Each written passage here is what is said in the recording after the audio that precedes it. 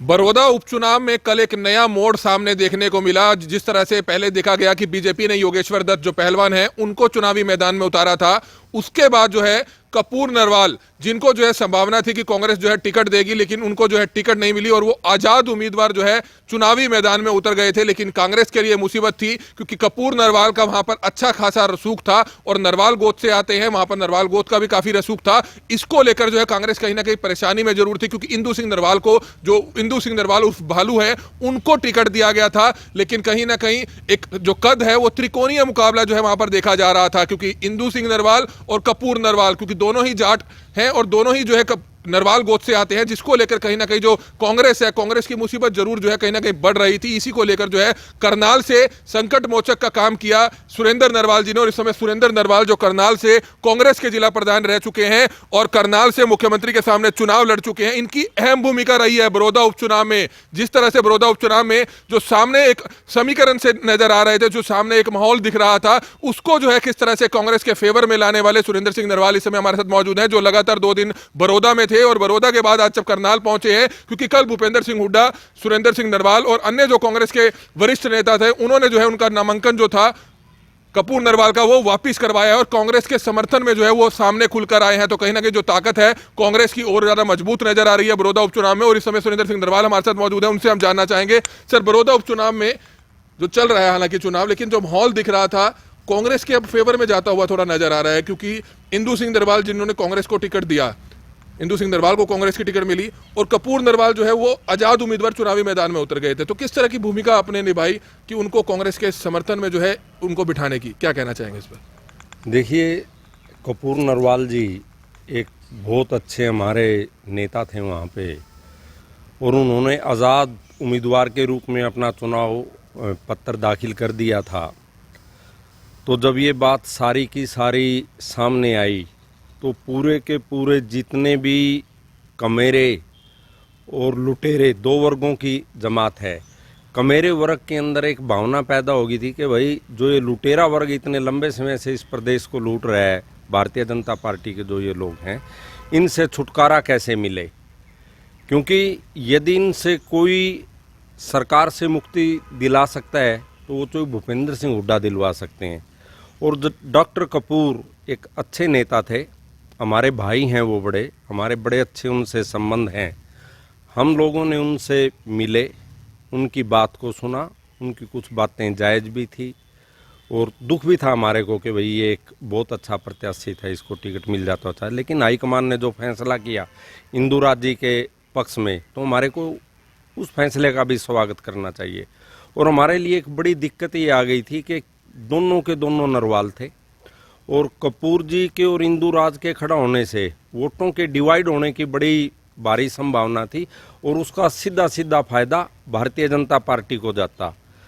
और इस प्रदेश के लोग, चाहे वो कहीं के भी रहने वाले हो, हर आदमी की बड़ौदा के चुनाव के ऊपर निगाह थी।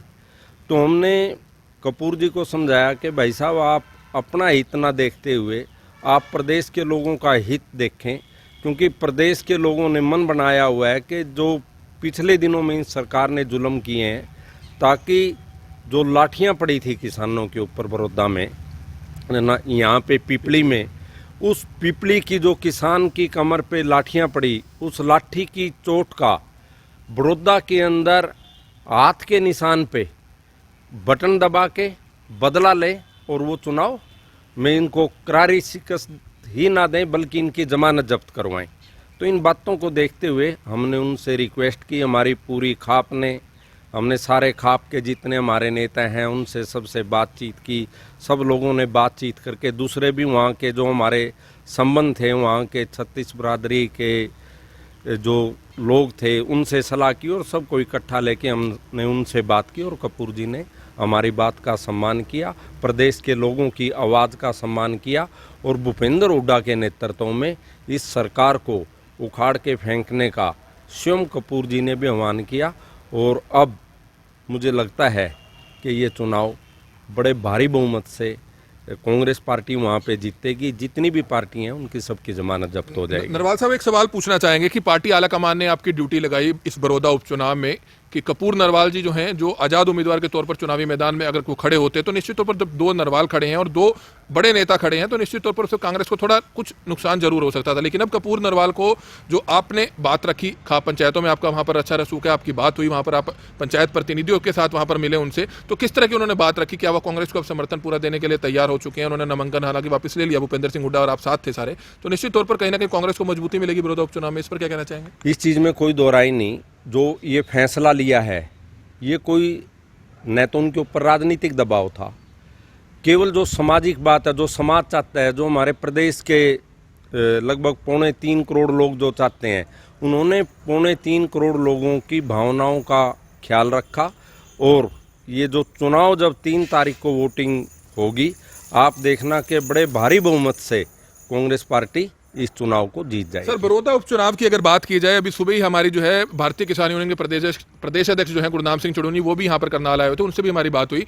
जो किसानों का अध्यादेश आया था, जो किसान अधिनियम कानून बने थे 3, तो लगता है कि बड़ौदा उपचुनाव पे उस पर जो है बीजेपी पर कुछ असर डल पड़ सकता है। इस पर क्या कहना चाहेंगे? क्या आप देख के आए हैं, बड़ौदा घूम के आए हैं, किस तरह का माहौल आप देख रहे हैं वहाँ? देखिए, किसानों के अंदर इस बात को लेकर बड़ा भारी रोष है। आप लोग भी देख रहे होंगे जिस तरीके मंडी के अंदर किसानों की फसल पीट रही है, किसी को एमएसपी नहीं मिल रहा। और मैं तो एक चीज़ के लिए हैरान हूँ, बोलते हैं कि एक देश एक किसान। जब एक देश एक किसान है तो उनकी फसलें क्यों नहीं बेची जा रही? उनको बोलते हैं कि भई आप अपनी फसलों को भी पोर्टल पे रजिस्टर्ड करवाओ। ये गलत है। जब एक देश है एक किसान है, सबकी फसलें बिकनी चाहिए। और किसान क्या मांगता है? किसान को इस बात से कोई दिक्कत नहीं कि आपने अध्यादेश क्यों लेके आए।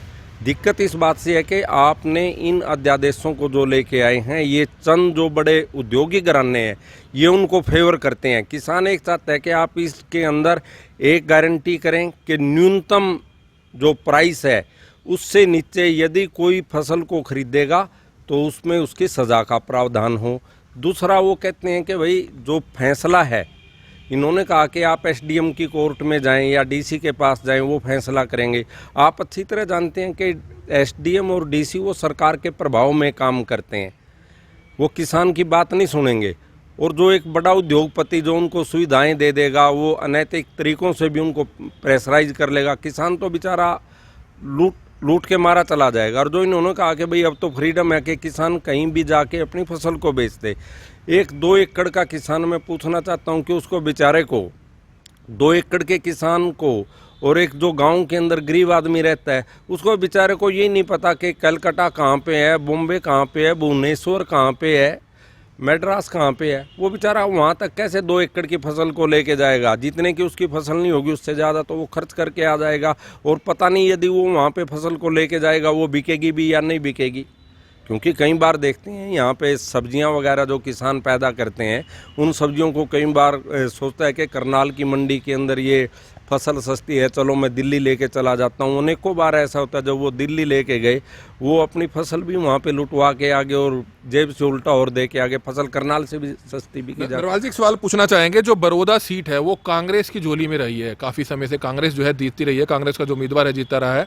कृष्ण मूर्ति हुड्डा जो पिछले विधायक रहे हैं, हालांकि उनका श्री कृष्ण हुड्डा जो है उनका देहांत हो गया, जिसके बाद जो है अब ये उपचुनाव हो रहा है। तो कांग्रेस काफी हैवी रही है उस सीट पर। लेकिन आपको लगता है कि जहां कहीं उपचुनाव होता है, अगर पिछले आप इतिहास हरियाणा का उठा लिया जाए, पिछले सालों के जितने भी उपचुनाव उठा लिए जाए, जो मौजूदा सरकार होती है वो उपचुनाव जीतती हुई नजर आ रही है, तो इस पर क्या कहना चाहेंगे? देखिए, ये बात गलत है। आज सरकार के प्रति रोष है। आज किसान सड़कों पे है, उन पे लाठियां बरसाई जा रही है। हमारे जो कांग्रेस पार्टी के समय में जो भूपेंद्र सिंह हुड्डा ने जिन नौजवानों को रोज़गार दिया था, आप देख रहे हैं कि पीटीआई और दूसरे अनेक वर्गों के जो कर्मचारी हैं उनको सरकार ने बाहर कर दिया है रोज़गार से। मतलब हर व्यक्ति इससे परेशान है। इतनी परेशानी के माहौल में यदि बीजेपी कहीं ये सोचती है कि उपचुनाव सरकार का होता है, वो बहुत बड़ी गलतफहमी में है।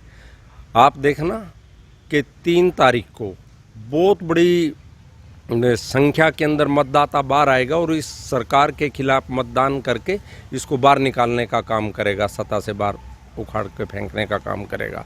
और एक बात और मैं कहूँगा, जैसे ही ये उपचुनाव 10 तारीख को नतीजे आएंगे, 10 तारीख के बाद पूरे प्रदेश के अंदर इतिहास इस बात का साक्षी है कि जब जब उपचुनाव हुए और जब जब सत्ता पक्ष वहाँ पे चुनाव आ रहा, उसके बाद उस उपचुनाव ने उस सरकार को बाहर फेंकने का ही काम किया है। आप कहीं के भी चुनाव देख लो, चाहे मैम का चुनाव देख लो, चौटाला साहब की सरकार उसके बाद बारी गई थी सत्ता से। तो ये आप देख रहे थे, सुरेंद्र सिंह नरवाल इस समय हमारे साथ मौजूद थे और हम आपको बताना चाहेंगे कि कल का दिन काफी अहम रहा बड़ौदा उपचुनाव को लेकर, क्योंकि पार्टी आलाकमान, कांग्रेस पार्टी आलाकमान ने जो है करनाल से कांग्रेसी नेता जिन्होंने करनाल से मुख्यमंत्री जी के सामने चुनाव लड़ा और करनाल से जिला प्रधान भी रह चुके हैं, काफी अच्छे पदों पर रह चुके हैं, उनकी जो है ड्यूटी लगाई थी, क्योंकि खाप जो वहां की पंचायतें हैं, जो वहां पर नरवाल गोत है, काफी अच्छा रसूख वहां पर माना जाता है, तो उनमें भी जो है कहीं ना कहीं सुरेंद्र सिंह नरवाल की अहम भूमिका रही, जिसमें कपूर नरवाल जो आजाद उम्मीदवार के तौर पर वहां से नामांकन भर चुके थे, लेकिन उन्होंने कांग्रेस को अपना समर्थन देते हुए और भूपेंद्र सिंह हुड्डा और सुरेंद्र नरवाल समेत अन्य जितने भी कांग्रेसी नेता थे वह उनका नामांकन वापस करवाने गए। लेकिन कहीं ना कहीं इससे कांग्रेस को कुछ मजबूती जरूर मिली है, क्योंकि अच्छा खासा रसूख था जो आजाद उम्मीदवार के तौर पर कपूर नरवाल ने अपना नामांकन वहां पर भरा था, और जिस तरह से त्रिकोणीय मुकाबला देखा जा रहा था, लेकिन अब जो है बीजेपी और कांग्रेस की जो है वहां पर कांटे की टक्कर है। बहरहाल आने वाला समय बता पाएगा। हालांकि कांग्रेसी नेताओं का कहना है कि अब यह सीट जो है कांग्रेस की झोली में आती हुई नजर आ रही है, लेकिन ये तो आने वाली जो 3 तारीख है वो बता पाएगी कि आखिरकार ये सीट जो हमेशा से कांग्रेस जीतती आई है, क्या वह कांग्रेस जीतेगी या जो मौजूदा सरकार है बीजेपी हरियाणा में है, क्या वह बीजेपी की झोली में जाएगी। तो आने वाला समय ही ज्यादा बता पाएगा। कमल मिड्डा, करनाल ब्रेकिंग न्यूज, करनाल।